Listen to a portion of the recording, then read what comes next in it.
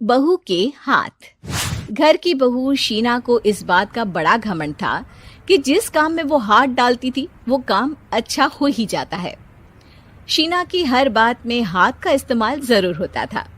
एक दिन शीना का पति आकाश उससे कहता है, कल जो वो भिंडी बनाई थी ना तुमने, वाह वाह वाह वाह, मजे आ गए।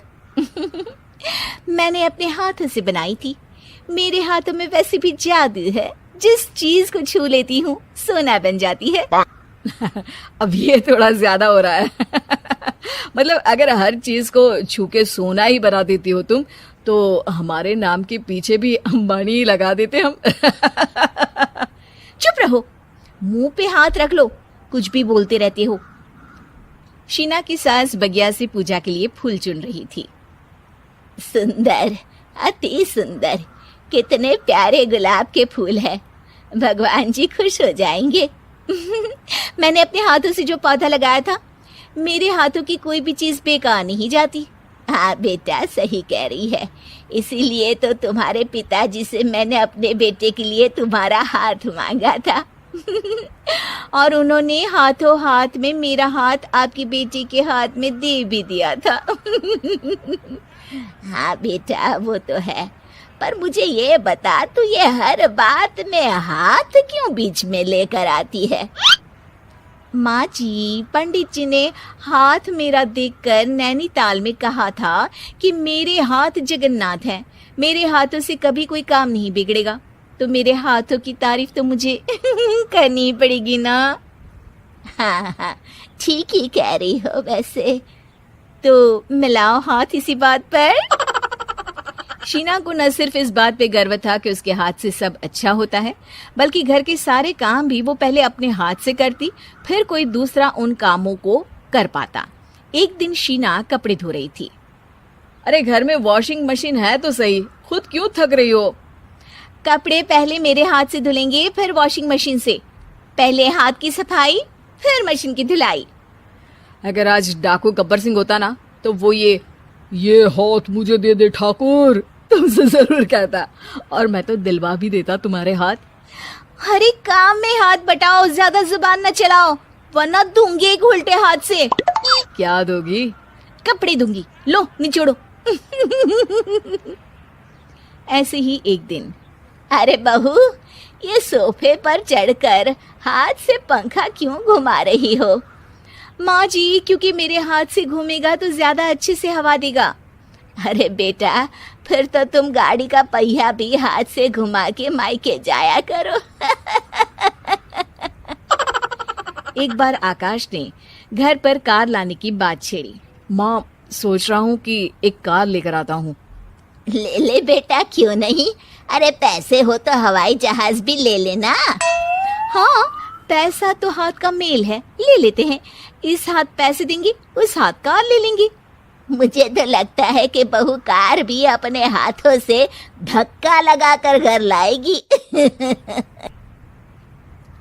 वो तो नहीं करूंगी, लेकिन सबसे पहले स्टीयरिंग पर हाथ मैं ही लगाऊंगी, ताकि गाड़ी का आना शुभ हो। अरे घर ले आने तो दो, फिर हाथ लगा लेना। लेकिन शीना नहीं मानती। अगले दिन ही सब कार लेने जाते हैं। शीना सेल्समैन से कहती है, भैया ये कार बहुत पसंद है, पैक कर दो। अरे ओ भाग्यवान, 2 मीटर कपड़ा नहीं है जो पैक करवा ले, जरा चला कर तो देखने दो। यस सर, बिल्कुल, टेस्ट ड्राइव कीजिए ना। अरे नहीं नहीं, सबसे पहले मैं हाथ लगाऊंगी गाड़ी को, मेरे हाथ अच्छे हैं। अरे यार, हाथ तो मैं भी धोता ही हूँ, और आजकल तो सैनिटाइजर से भी धोता हूँ। मेरे काम में हाथ ना अड़ाओ। अरे टांग ना अड़ा होता है भाग्यवान, हाथ नहीं।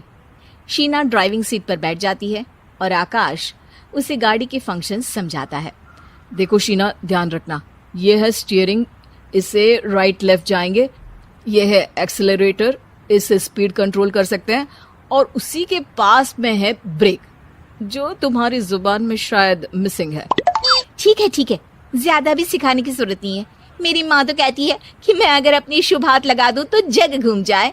तो ये स्टीयरिंग क्या चीज है? शीना गाड़ी स्टार्ट कर देती है और स्टीयरिंग को घुमाते हुए एक्सेलरेटर पर धीरे से पैर रखती है, और शोरूम के बाहर के एरिया में ही गाड़ी घूमने लगती है, जहाँ दूसरी गाड़ियां भी रखी हैं।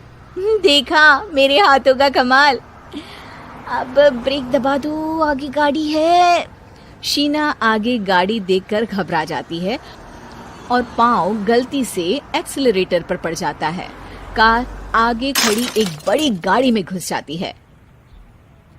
दोनों कार से उतरते हैं। सेल्समैन भागते हुए आता है। अरे 7 लाख की गाड़ी खरीदने आए थे और 15 लाख की गाड़ी ठोक दी। Oh my God. आकाश की माँ, आकाश और शीना घबरा जाते हैं। इतना सारा पैसा कहाँ से आएगा? तभी वहां मैनेजर भी आ जाता है। पूरा माजरा समझता है। अरे टेंशन मत लीजिए, गाड़ियों का इंश्योरेंस था। आप जो कार लेने आए थे वही खरीद लीजिए। पर मैडम, जब तक आप सीख ना ले तब तक गाड़ी मत चलाइएगा। अभी तो आपने गाड़ी बस ठोकी है, जिसका बीमा भी था, लेकिन सड़क पे चलते हर इंसान का बीमा नहीं होता। अरे मेरे हाथों से छुप भी गया ना तो उसकी जिंदगी बन जाएगी, और अगर चला भी गया तो स्वर्ग ही पाएगा। मैनेजर साहब, मेरे हाथ में कोई दिक्कत नहीं है, वो तो बस पाँव गलत जगह पर चला गया था।